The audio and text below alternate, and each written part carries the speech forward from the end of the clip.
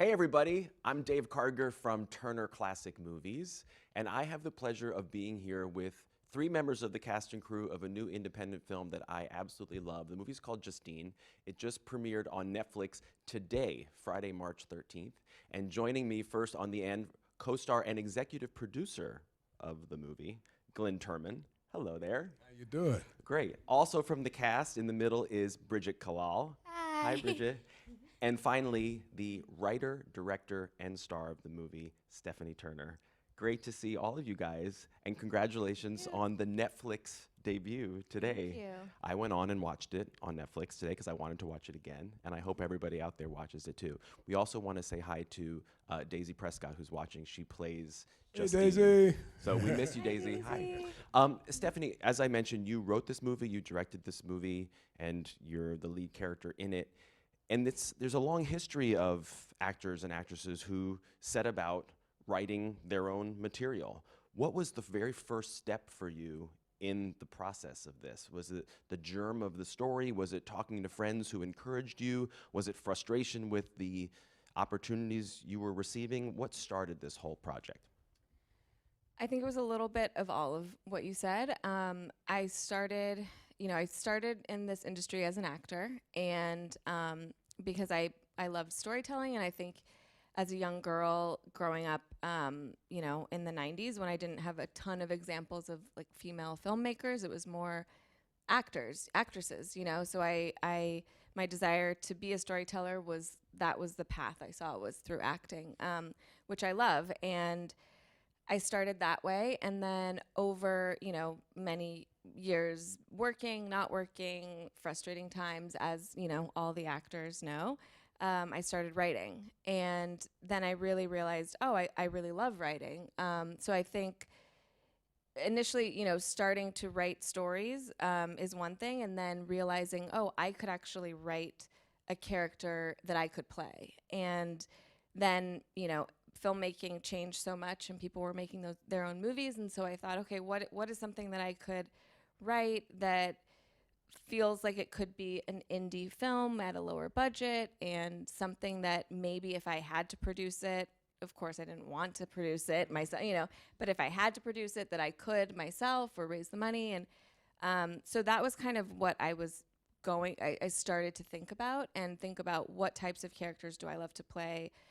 Complex characters, challenging different characters, out of the ordinary of what I was receiving as audition material, and then the germ of the idea came, the little seed of the idea of the character and the relationship and all of that, and then it kind of grew from there. And we should tell people that your character, Lisa Wade, is a very recent military widow, essentially, who is now raising two children on her own, and she takes a job as a caretaker for a young girl named Justine, played by Daisy Prescott, who's watching. Hi. And this really interesting relationship develops between those two characters. We should also tell people that Bridget plays your daughter, and Glynn plays your father-in-law. So that's how this all fits together. So if you remember, I know you started filming this movie about 2 years ago. How long ago was the first keystroke on the computer to start writing the script? I think it was the fall of 2013. Wow.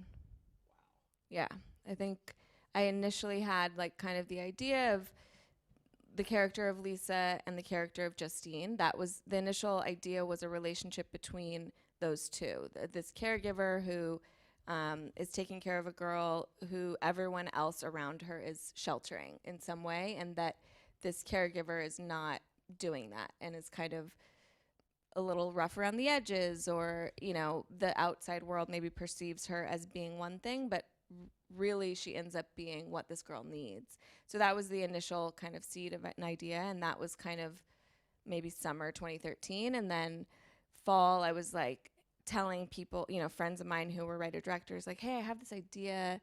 Do you think it could be a movie? And they're like, yeah, why don't you try to write it? I was like, all right, maybe I'll try. And then, multiple drafts, sending to trusted friends, colleagues, getting notes, getting feedback. Like there were many variations of the story. Let me ask the Emmy winner on the stage, Glynn. how did this script come to you, and what led you to decide not only to be in it, but to come on board as a executive producer? Well, I got this call from my agent and said that there's a young filmmaker who's interested in you and being in her movie. And I said, well, send me the script, and I did. They did. And I read, and I said, whoa, this is good. Who is this lady? Let's set up a meeting. And so we did, and I asked Stephanie in the meeting, I said, what made you think of me for this role? She said, I just saw you on How to Get Away with Murder. And she said, that's our Don, you know. So we talked about it and worked it all out, and everything just came together, and I thought that I could maybe be of some use as an executive producer. Made the deal sweeter, and jumped on board. And I was really a little skeptical at first, because I was wondering, this young lady is doing a lot. You know, she's acting in it, she's directing it, she's producing it, she's written it. I'm a director as well, and I know my worst work as an actor is when I have directed myself. You know, I can't do it. I know I can't do it. Don't do it, don't you? She's a genius. We're not all geniuses. So, I was skeptical. Why am I having such a trouble? It's a tough one. I didn't think she could do it. There you go. And but boy, she just has done such a fantastic job in all arenas, you know. And so here we are. How about you, Bridget? What was the audition? Oh, I'm sorry. You want to? No, I was just saying thank you. All right. How dare you interrupt the question? No. Bridget, what about for you? What was the audition process like for this? I wasn't really expecting this whole thing. I kind of just got the audition, and I thought that it was a really cool role to play. So then I did the audition, and to be honest, I didn't really feel that good about it. And then I got a call back, and I was so excited because it was going to be my first movie. And then I ended up getting cast for it. I mean, my mom were sitting in my living room, and then once my mom got the call, we were both jumping up and down and screaming so loud. And my dad came back, and he was like, what happened? And we were like, I just got the job. And we were all super excited, and when we started filming, it was just super fun. Now, obviously, Bridget, there's 3 big characters in this movie that are kids. Mm-hmm. The character you played, the actor who plays your brother, and then Daisy, who plays Justine. Robbie, we should say, is Robbie, who's watching too.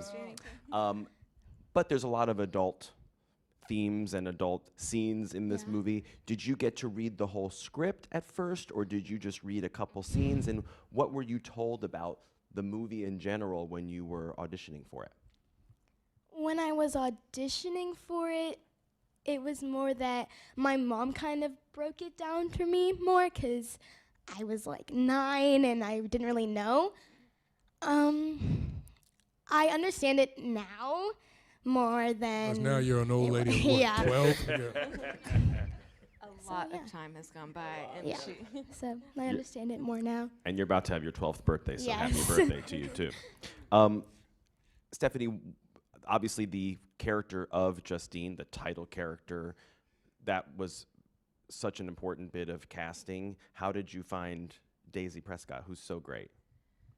We found her via self-tape. We did want to find an actress that was a wheelchair user. That was something that was important to us. And unfortunately, it was a limit. It was, we wanted a certain age. We wanted the age was a big part of the role because, when you watch the film, you'll see there are certain things that are brought up that, you need a girl that's old enough to really, but not too old. It's that sweet spot, old enough to repeat things that are said around her but also young enough to not know what they mean. So we had to have somebody that was age-wise believable in that sort of window, which obviously limits a lot of young actors.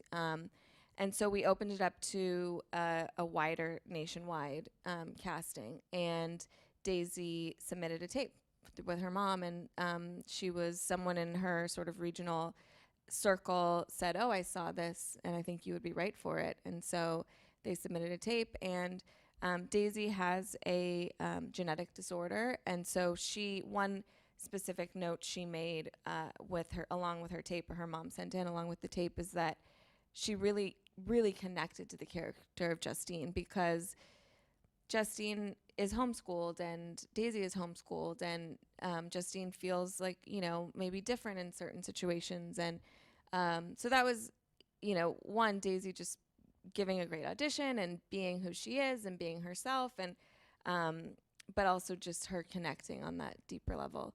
And I will say, like, something with Bridget's audition, just because it's actors that are probably going to be watching this, it was, the first audition was on tape, and now actors, I'm an actor too, and I audition, and the self-tape thing isn't a new thing. I mean, in the 15 plus years since I've been acting, people are asking you, "Oh, put yourself on tape," which they're the pros and the cons to that, right? Like, the pros are that you have this sort of freedom to start over and stop and start, and the cons are that, you have to find someone to read with you. You have to get a camera. You have, it's sometimes can be an expense, or rather than just showing up to a casting office and doing it. But with Bridget, there was a freedom that she had, because I think she was in her own environment. I don't know where you taped, if you were at your house or someone else, but like all of us actors, when we get into a casting room, it's a different environment. There's nerves. You second guess things. The casting director looks at you weird, and you think like, "Oh God, does she hate me?" And I think there was something I saw in your first audition that was just who you are. And even in your second audition, where it was like maybe the stakes were a little bit higher, or you were in a room and maybe you got a little shy or whatever, but I was like, no, because I saw that in her tape, and I know that it's in there, and that's who I want to cast because of that. And I think, just as like an actor's lesson, that's a good thing about self-tapes, is just really having that freedom and being who you are, especially young actors who maybe aren't as experienced in rooms, and, just being yourself on the tape. I can only imagine, this is a small film. You probably didn't have the luxury of lots of rehearsal time. So Bridget and Glynn, since you do play granddaughter and grandfather, and also Ravi, who plays your brother, how did you guys, if at all, try to create some kind of family bond situation before you had to start filming? Because you guys do have a great relationship in the film. I think it was more that he was super comfortable with me, and the second I walked in and met him, he was just super friendly and nice, and I feel like that was a big part of it. You're not talking about me. He's talking about Ravi, right? How much working with kids this age have you done? Well, since I started when I was about that age, worked with a lot of kids this age over the years, from one step to the other, But the energy that these two young thespians brought to it was wonderful,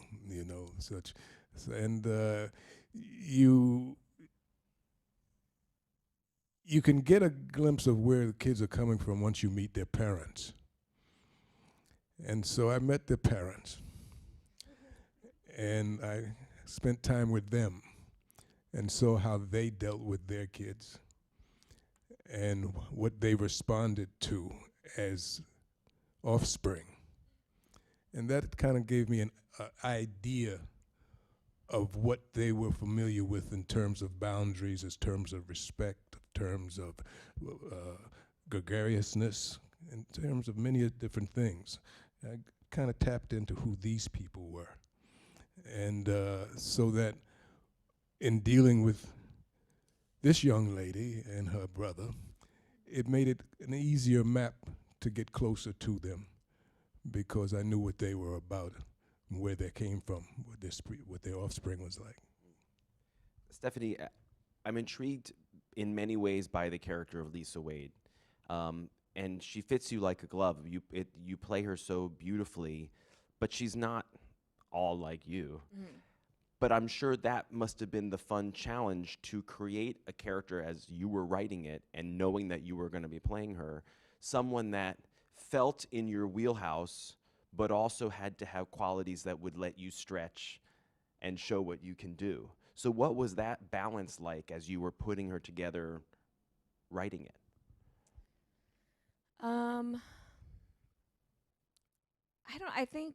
I think I was writing her, and then I think later, I mean, I think as an actor writing, I feel like I'm always testing out the material because, you know, you want something to feel natural and the dialogue to feel like people would actually say it and not like it's just written on a page. And so I think I probably acted out all the parts while I was writing it.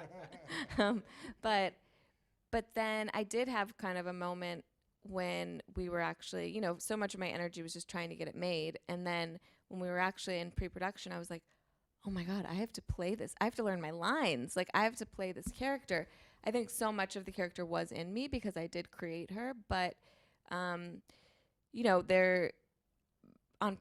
purposefully, I didn't want Lisa to cry throughout the film until she has this emotional sort of release and breakdown. And I think Stephanie would have cried a lot more in life. You know, I mean, you never know how you're going to deal with a tragedy, obviously, but I think there were certain scenes where I had to stop. I think I'm maybe more emotional, you know, even as an actor than I wanted the character to be. So there were certain scenes when it wasn't the time for Lisa to cry that I had to kind of reset because I didn't want that emotion to come through. So yeah, I think, like you said, there were elements of me in her, but then there were things also that weren't me that you know, was a challenge and fun to play. And Glynn, I know it's a strange question to answer with Stephanie kind of sitting right here next to you, but when you think back to the filming of this, in, you know, your concerns, to use, and that's not really the word you used. We know he was skeptical. He was skeptical, right? So once on set, how did you? That word. Yeah. How did you feel put at ease, or were you still kind of worried in the first few days? I mean, how did it all shake down with her wearing all those hats actually on the set? It really fell into a very natural rhythm of creativity, you know. First of all, she had a wonderful crew, you know, who were working their buns off, you know. Her cinematographer was magical. He was, what was his name? Devin. Yeah, Devin Slininger. Devin, I mean, that's, the whole show is handheld. You know, and it's in focus. You know, so that was a major plus in terms of the people that she had around them, how hard everyone was working, you know, and the respect that she was able to garner from this crew. That's a major thing, you know, especially, sorry to say, when it comes to a woman at the helm. You know, men can be kind of, you know, not the kindest people. Right. You know, right. So she, without becoming, you know, hysterical, you know, as they, what's her name says, if we're mad, we're hysterical. Right. You get mad, you're cool, you know. So, but without her becoming, you know, she was always easy to listen to, you know, and get her crew to do what she wanted them to do. So I watched that as well, you know, and once I saw she had a handle on that, it was easy for me to settle in. And you mentioned that it was all handheld, which gives the movie this incredible intimacy, I feel. That's one of the things that I really responded to. Was that a decision that you made from the start? Yeah, I mean, I think Devin, our DP, and we, you know, luckily and very grateful to him for taking the time to prep so much with me because, knowing that I was going to be an actor in it and that we wouldn't have a lot of that time to sort of collaborate on set. We knew we needed more prep before. And we decided, because Lisa is, you know, a quote unquote maybe unlikable character, and that we would maybe have challenges. I mean, even my mom, when she watched the movie, was like, "Why is she so mean?" I'm like, "Mom, it's part of the story. Just pay attention. Stop asking questions."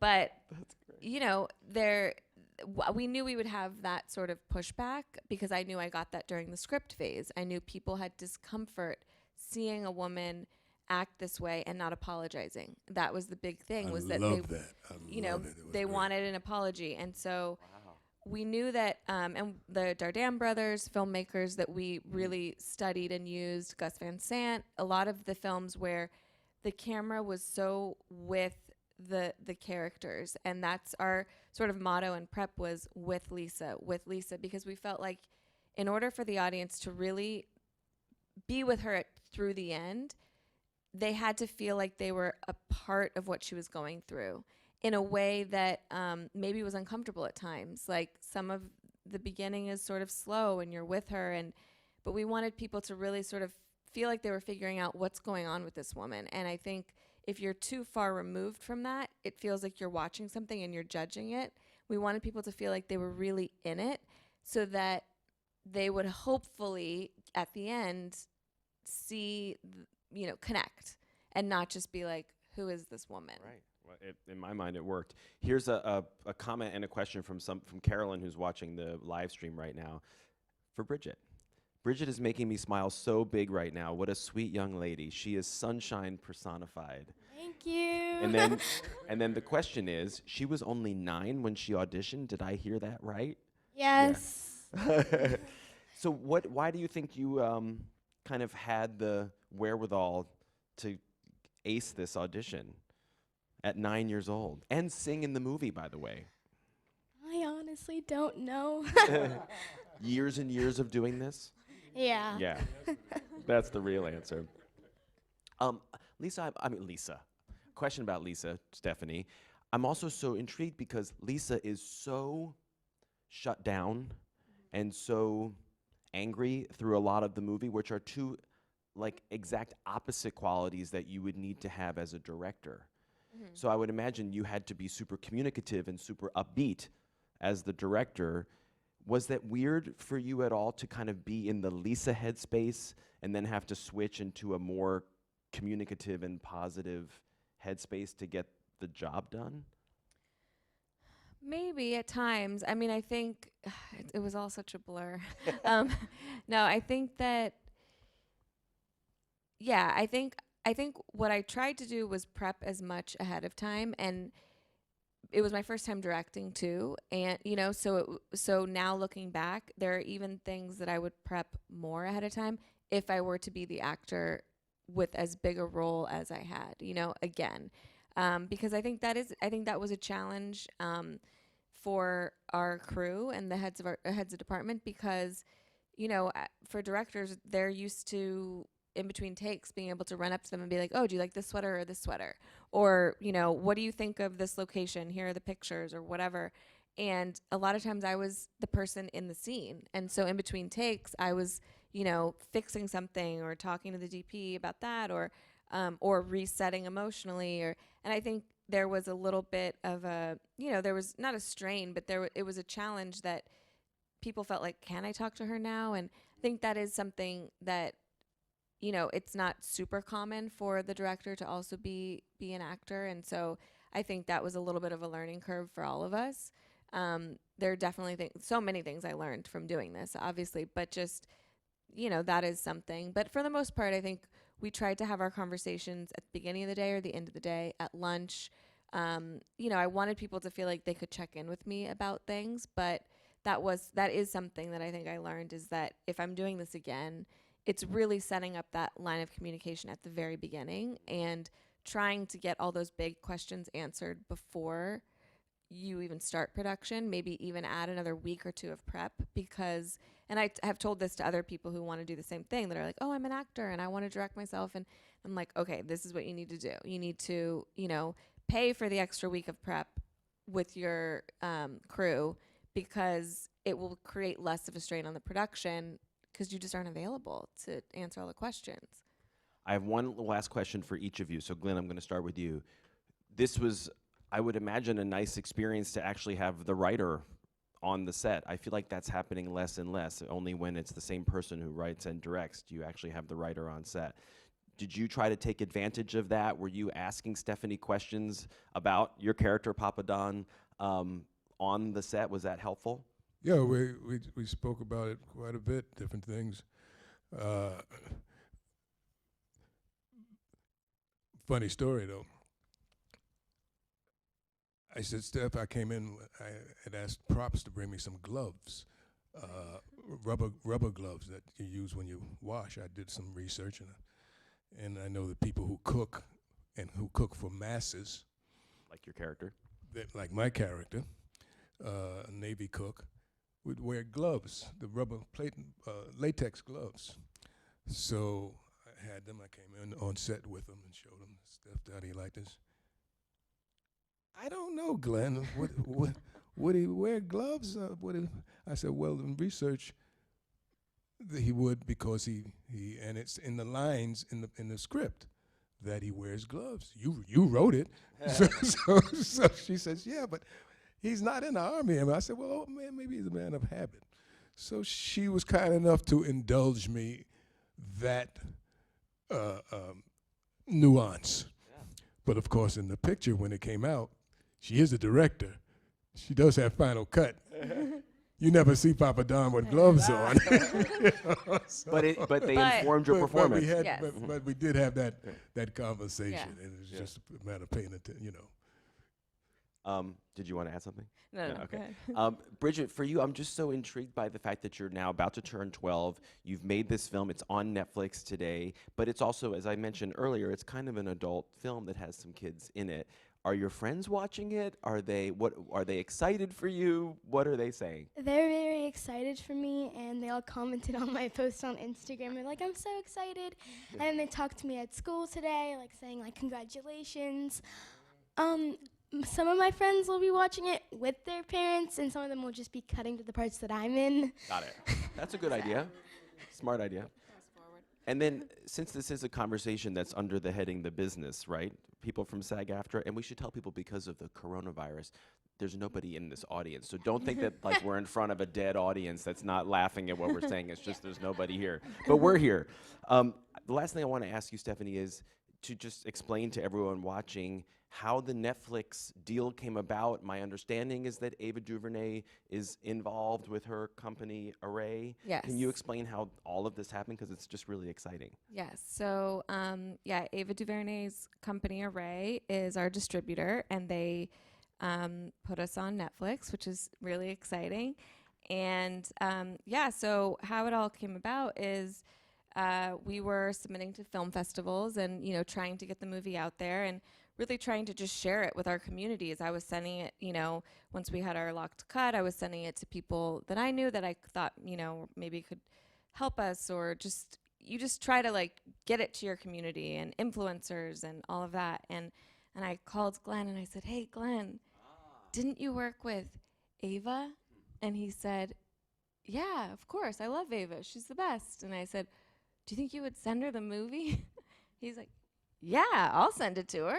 And so he sent it to her, and she, to her credit, I mean, we all love her. So, but she replied and she said, I will watch it. I'm in the middle of working on my show. She was doing When They See Us, and obviously that was, an amazing project, and they, were getting that out on Netflix, and she said, but I will watch it when I have time. I promise you I will watch it. And we waited, and she was in the middle, super busy, and I was like, people tell you they're going to watch your movie, and you say, okay, you just kind of think, great, if it happens, it happens, but you don't really, the way the industry is, you're like, okay, fine.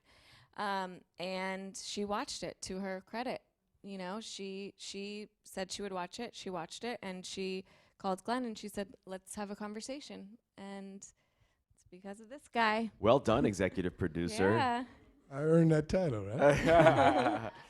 We also want to shout out two other people from the cast, Darby Stanchfield, who you guys will all know from Scandal, Yes. and Josh Stamberg, who's great, who's in The Affair, who are two other cast members who were Yeah. hoping to be here today but weren't And able who to. are amazing and have been huge supporters of the film and are great in it and just couldn't make it And tonight. I just want and Ravi and I just want to say something about that the Ava connection.